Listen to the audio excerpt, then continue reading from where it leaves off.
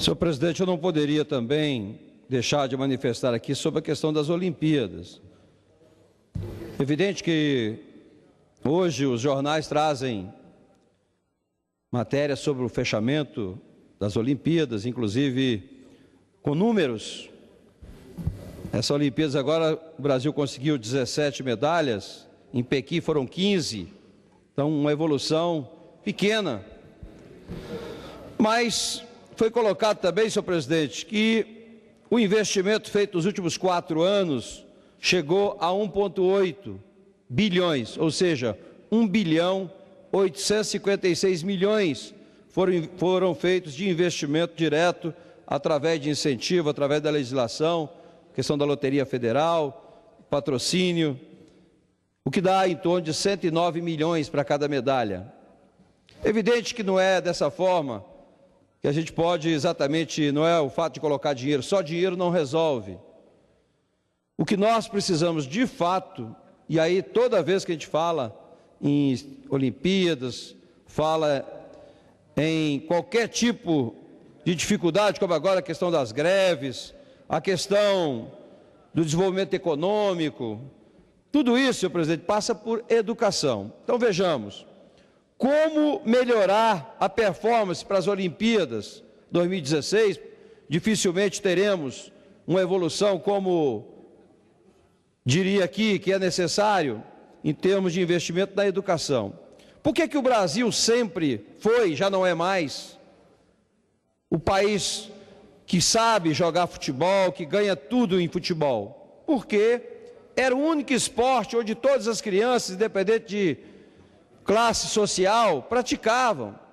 Então, crianças pobres, bastava botar aí uma latinha na rua e fazer o gol para que todos praticassem. Com isso, evidentemente, a possibilidade de despertar atletas é muito maior. O que nós precisamos fazer com relação ao resultado de Olimpíadas, para não acontecer a cobrança somente de 4 em 4 anos, e a gente ficar lamentando todo final de que conquistamos poucas medalhas, é exatamente falta de investimento na educação. Senhor presidente, vou ler aqui rapidamente o que diz o relatório do Tribunal de Contas sobre as condições das escolas do Distrito Federal, que é a capital do país. Diz o Tribunal de Contas: as condições das instalações físicas das escolas da rede pública de ensino do DF no início de 2011 estão piores que no ano anterior e continuam insatisfatórias, pois mais de 85, ou seja, para cada 100 escolas, 85 estão precisando, carecem de reparos moderados e grandes em função da insuficiência dos serviços de manutenção ofertados pelo governo. Senhor presidente, 12,63% das escolas é que estão em condições de funcionamento. 51,43% apresentam necessidade moderada de reparos.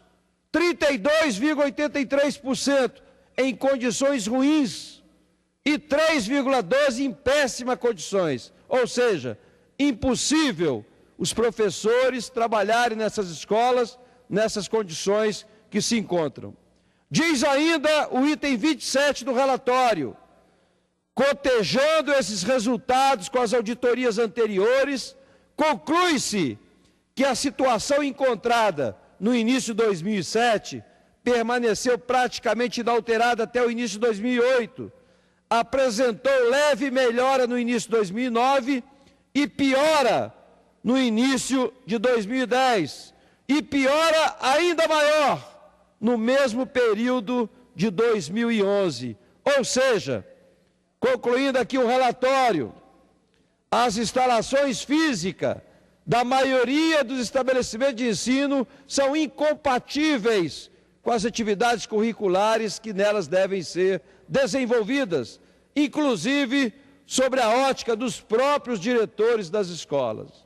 Então, senhor presidente, se nós estamos falando aqui da capital da República, onde nós temos inclusive o Fundo Constitucional para ajudar na manutenção da educação, saúde e segurança, eu fico imaginando o estado que devem estar as demais escolas desse país.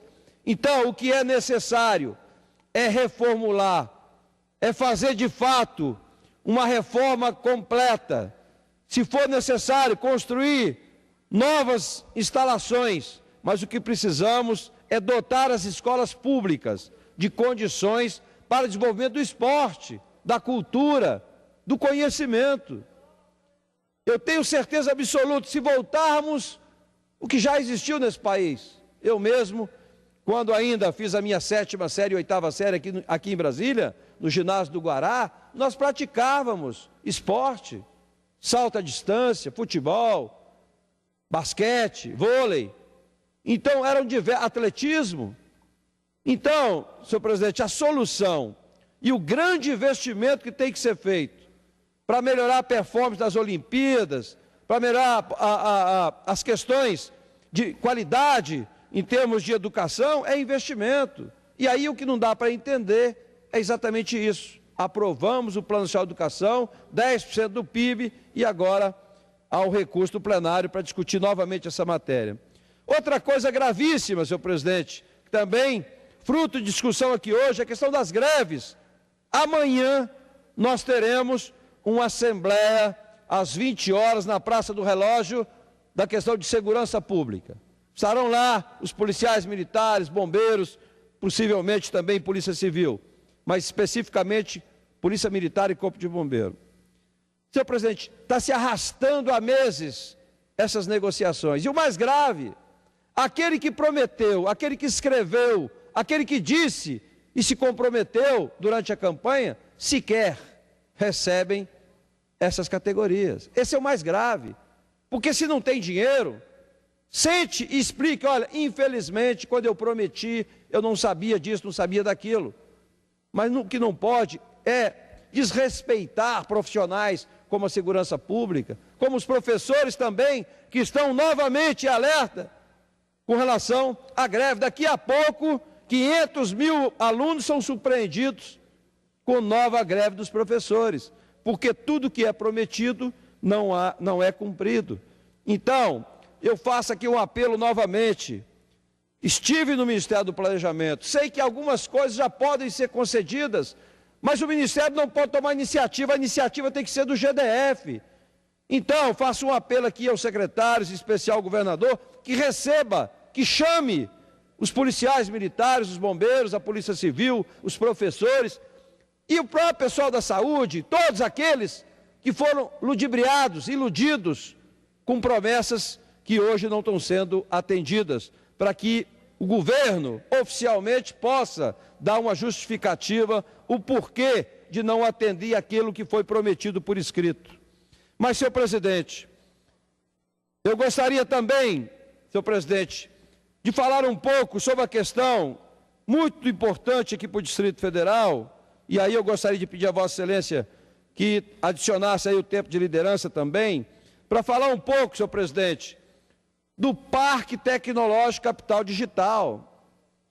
Está aqui o lançamento do edital, a TerraCap lançou a chamada pública do dia 6/7 ao dia 9/8, ainda este mês. E agora, dia 16, quinta-feira, haverá, das 14 às 18 horas, uma audiência pública no CDT, lá na Universidade de Brasília, para falar sobre o Parque Tecnológico Capital Digital. Uma consulta pública, audiência pública, para tratar realmente dessa contratação e do início das obras do Parque Tecnológico Capital Digital. Nós deveremos, ainda este mês, inaugurar a grande obra que se iniciou no parque, que foi o Data Center do Banco do Brasil, Caixa Econômica, que eram os grandes âncoras do projeto. A Caixa Econômica e Banco do Brasil, de fato, contribuíram muito para que o Parque Tecnológico Capital Digital se tornasse realidade do Distrito Federal. Agora, não adianta, senhor presidente, não adianta nada, absolutamente nada, fazer chamada pública, querer implementar o Parque Capital Digital se nós não temos condições de oferecer para os empresários condições de funcionamento. Está aqui, senhor presidente, 70 mil empresas sem alvará de funcionamento. Como é que eu vou atrair para Brasília empresas de tecnologia se nós não conseguimos entregar a eles nem o alvará de funcionamento? A tramitação na junta comercial chega a 3 meses. Se eu quiser abrir uma empresa hoje e iniciar o processo na junta comercial, tem processo que leva 3 meses. Depois eu tenho os alvarás, as inscrições estaduais, municipais. Então, dessa forma, é impossível atrair novas empresas para o Distrito Federal. Falta, senhor presidente, uma política de incentivo fiscal, creditício, para os parques tecnológicos. Eu quero fazer também aqui um apelo ao ministro da Fazenda, à presidenta Dilma, que está lutando para lançar aí um plano de desenvolvimento para esse país. E eu quero dizer que fizemos um estudo, trabalhamos meses e meses a fio sobre isso. Ainda no governo Lula, tinha lá o Conselho Nacional de Ciência, Tecnologia e Inovação. Nós deixamos pronto a minuta de uma medida provisória ou um projeto de lei para ser encaminhado a essa casa, criando incentivos fiscais para os parques tecnológicos. Fizemos audiência pública, fizemos reuniões em vários estados sobre essa questão. Não tem como você competir, trazer para o Distrito Federal as empresas. Nós precisamos, para trazer essas empresas para o Parque Tecnológico Capital Digital, que o governo federal abra, realmente, crie incentivos no sentido de desonerar a questão da folha de pagamento, como já fizemos aqui recentemente, projeto aprovado nessa casa, desonerando alguns segmentos empresariais. Nós precisamos isentar essas empresas que desenvolverem produtos de soluções tecnológicas para os parques, isentar do PIS, do COFINS, do imposto de renda, para que haja de fato investimento em laboratório, em pesquisa, para que realmente o DF possa produzir, não só no DF, vários estados hoje já detêm o parque tecnológico que necessita realmente de incentivo. Então nós temos que desonerar essa questão tributária para poder exportar soluções. Nós temos que criar incentivo, porque não dá para competir com Índia, com China, com Japão, nas condições que nós temos hoje.